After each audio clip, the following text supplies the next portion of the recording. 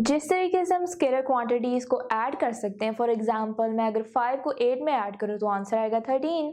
Similarly हम दो vectors को भी ऐड कर सकते हैं, जैसे कि हमारे पास ये दो वेक्टर्स हैं, वेक्टर ए और वेक्टर बी। अब ये जो वेक्टर ए जहाँ से स्टार्ट हो रहा है हम इसे कहते हैं ये इसकी टेल है, और जो इसका एंड है उसे हम कहते हैं हेड।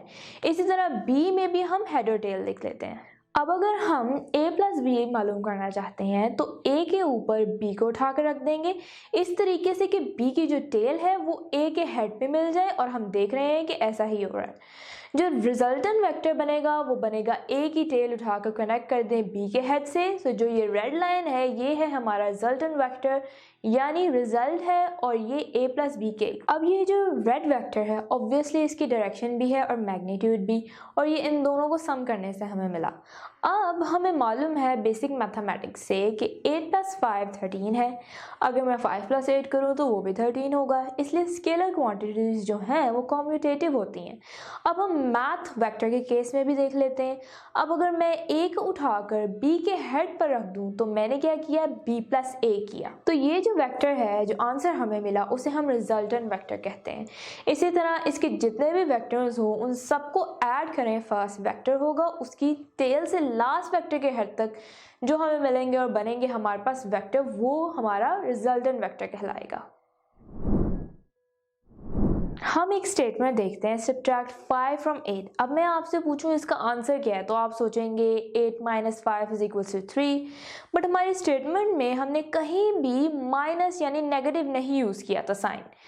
हमने लिखा था सब्ट्रैक्ट 5 फ्रॉम 8। तो सिमिलरली अगर मैं दो वेक्टर्स लूँ, vector a and vector b, और आपसे कहूँ subtract vector b from vector a, तो जिस तरह हमने 5 के साथ माइनस लगाया था सिमिलरली यहाँ पर भी हम b के साथ माइनस लगाएंगे। माइनस लगाने का मतलब ये है कि डायरेक्शन टोटली ऑपोजिट हो जाएगी b से। तो b जो है हमारा यहाँ से यहाँ तक था, तो जब इसे हम माइनस बी करेंगे तो ये ऑपोजिट हो जाएगा। उसके बाद एग्जैक्टली हमने वही करना है जो हमने एडिशन में किया था। अब हम मालूम करना चाहते हैं a माइनस बी, या फिर हम इसे लिख सकते हैं a प्लस माइनस बी, यानी कि माइनस बी को ऐड करना चाहती हूँ मैं। तो जो हमारा माइनस बी है उसकी टेल उठाकर हम a के हेड पर रखेंगे और वो ऐसे बन जाता है। अब हम a की टेल अगर माइनस बी के हेड तक मिला दें तो जो आंसर आएगा वो होगा a माइनस बी। तो vector subtraction is exactly same as vector addition, but उसमें करना सिर्फ ये होता है कि जिस वेक्टर को सब्ट्रैक्ट करना है उसकी हम डायरेक्शन रिवर्स कर दें। बिल्कुल जिस तरह हम स्केलर को मल्टीप्लाई करते हैं, फॉर एग्जांपल हमारे पास कोई नंबर है 2 को मैं 3 से मल्टीप्लाई करती हूँ तो आंसर आएगा 6। ये ऑपरेशन हम वेक्टर पर भी कर सकते हैं।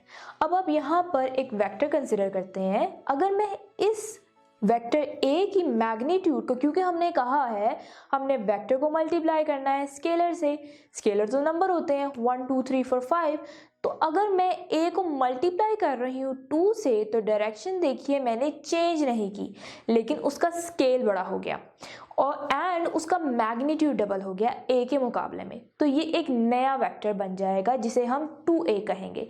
इसी तरह a को माइनस 2a से भी मल्टीप्लाई कर सकती हूँ। उस केस में मैग्नीट्यूड तो डबल होगा, लेकिन उसके साथ साथ माइनस साइन की वजह से उसकी डायरेक्शन ऑपोजिट हो जाएगी। इसी तरह हम किसी भी वेक्टर को किसी भी स्केलर नंबर से पॉजिटिव या नेगेटिव मल्टीप्लाई कर सकते हैं, और मल्टीप्लाई करने के बाद जो हमें वेक्टर मिलेगा वो हमारा नया वेक्टर होगा। उसे हम na से रिप्रेजेंट कर देते हैं। n जो है वो नंबर होता है जिसे a से हमने मल्टीप्लाई किया है। हमें मालूम है कि वेक्टर में दो चीज़ें होती हैं, magnitude and direction. Unit vector किसी भी वेक्टर की सिर्फ डायरेक्शन बताता है, इसका मैग्नीट्यूड 1 के इक्वल होता है। हम किसी भी वेक्टर का यूनिट वेक्टर बनाने का तरीका देखते हैं। अगर हम वेक्टर को उसके मैग्नीट्यूड से डिवाइड करें तो जो बाकी बचे वो उसकी डायरेक्शन होगी, एंड उसे ही हम यूनिट वेक्टर कहते हैं। In other words, unit vector has one magnitude and it only tells us the direction of that vector. हम अपने 3D प्लेन में देखते हैं हमारे पास 3 एक्सिस होते हैं x, y, z। हर एक्सिस की डायरेक्शन बताने के लिए हम एक यूनिट वेक्टर यूज़ करते हैं। फॉर एग्जांपल x एक्सिस की डायरेक्शन बताने के लिए हम एक यूनिट वेक्टर i यूज़ करते हैं, एंड y की डायरेक्शन बताने के लिए हम यूनिट वेक्टर j यूज़ करते हैं। इसी तरह z एक्सिस की डायरेक्शन बताने के लिए हम यूनिट k यूज़ करते हैं। हमारा टॉपिक है नल वेक्टर। नल का आपने वर्डिंग मीनिंग याद रखना है, नल मीन्स नथिंग। तो नल वेक्टर एक ऐसा वेक्टर होता है जिसका मैग्नीट्यूड ज़ीरो होता है। ऑब्वियसली ज़ीरो मैग्नीट्यूड मतलब नथिंग, कुछ भी ऐसा वेक्टर नहीं, और उसकी हम जो मर्जी डायरेक्शन समझ लें। जब मैग्नीट्यूड ही ज़ीरो है तो डायरेक्शन मीनिंगलेस है, यानी आर्बिट्रेरी है। फिजिकल वर्ल्ड में ऐसे वेक्टर नहीं होते। स्केलर के केस में अगर हम 2 में से -2 ऐड करें तो आंसर आएगा 0। तो यही चीज़ वेक्टर के केस में भी एप्लीकेबल होती है। अगर हम किसी वेक्टर a को a में से सब्ट्रैक्ट कर दें, यानी a प्लस माइनस a कर दें, तो आंसर आएगा 0।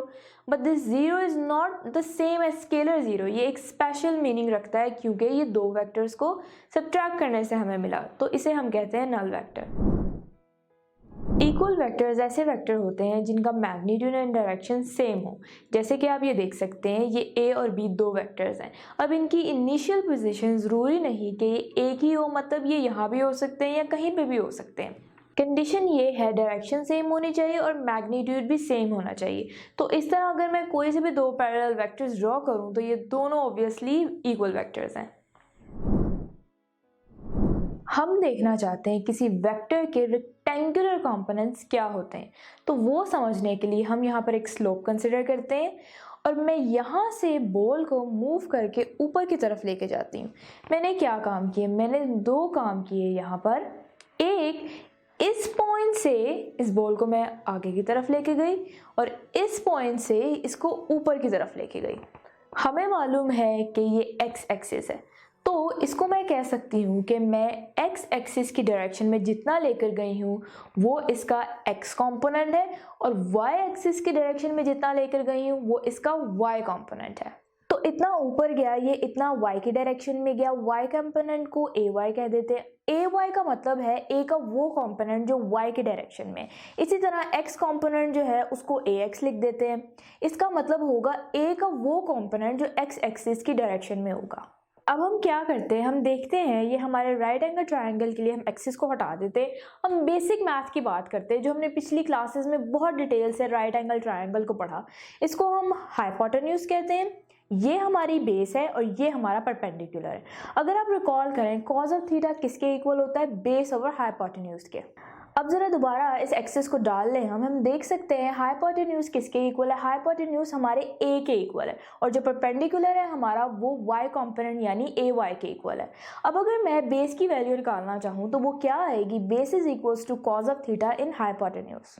अब बेस आप देख सकते हैं ए एक्स के इक्वल है, जहां बेस लिखा है वहां ए एक्स लिख देती हूँ। Cos of theta as it is रहने देते हैं। Hypotenuse is equals to A, यानी ए हमारा वेक्टर है। इस केस में हमारे पास ए कॉज ऑफ थीटा आ गया। इसी तरह अगर हम y कंपोनेंट निकालना चाहे, बहुत इजी है। तो साइन थीटा इक्वल होता है परपेंडिकुलर ओवर हाइपोटेन्यूज। यहाँ से अगर मैं परपेंडिकुलर की वैल्यू निकालूंगी तो वो हो जाएगी साइन थीटा इंटू हाइपोटेन्यूज। अब परपेंडिकुलर जो है वो आप देख सकते हैं ए वाई के इक्वल है, तो A Y is equal to sine theta A, यानी जो भी हमारे पास ए की वैल्यू है अगर हम उसे थीटा के साइन से मल्टीप्लाई करें हमारे पास वाई कंपोनेंट आ जाएगा। अगर हम कॉस थीटा से मल्टीप्लाई कर दें इस ए को तो हमारे पास एक्स कंपोनेंट आ जाएगा।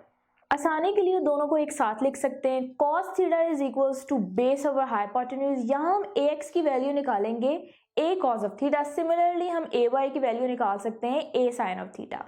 हमने वेक्टर ए को ही उसके कंपोनेंट से डिवाइड किया और इसका मतलब A is equals to X component plus Y component अगर वो 2D प्लेन में है।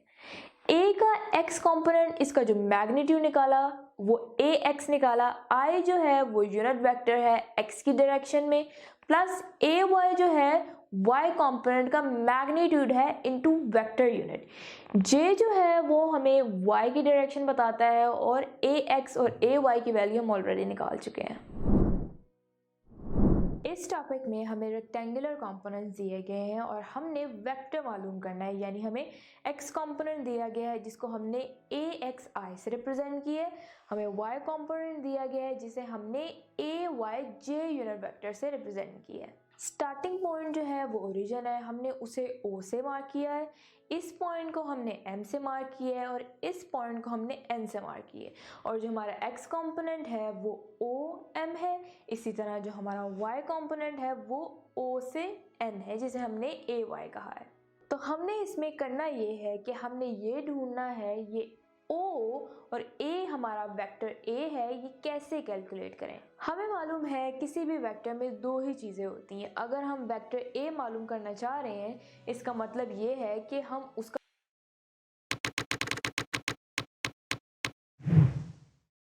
अगर आप ये लेक्चर कंप्लीट देखना चाहते हैं और उसके साथ साथ हज़ारों MCQs और उनकी एक्सप्लेनेशन चाहते हैं तो अभी कृपया गूगल प्ले स्टोर पे जाइए और डाउनलोड कीजिए ऐप हिप्पो ई-लर्निंग प्रोग्राम। खुद भी इसे इस्तेमाल करें और इसके साथ साथ अपने फ्रेंड्स और अपने क्लास फेलो को भी अनुशंसा करें। And don't forget to like this video and subscribe to our channel. धन्यवाद।